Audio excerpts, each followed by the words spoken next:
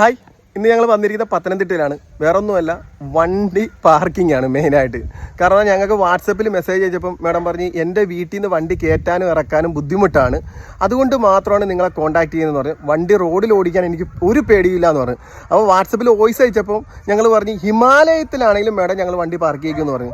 ഇവിടെ വന്നപ്പോഴാണ് പെട്ടുപോയി എന്ന് അറിഞ്ഞത്. സത്യമായിട്ടും നിങ്ങൾക്ക് ആ വീഡിയോ കാണുമ്പോൾ അറിയാൻ പറ്റും, ശരിക്കും പെട്ടുപോയി.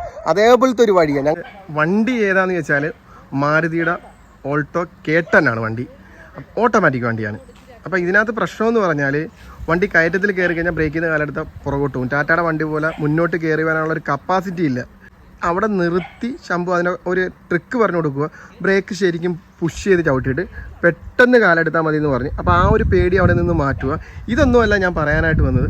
മേഡം ഞങ്ങൾക്ക് വാട്സപ്പിലാണ് ഒരു വോയിസ് കോൺടാക്റ്റാണ് വന്നിരിക്കുന്നത്. എനിക്ക് വണ്ടി നന്നായിട്ട് ഓടിക്കാനറിയാം.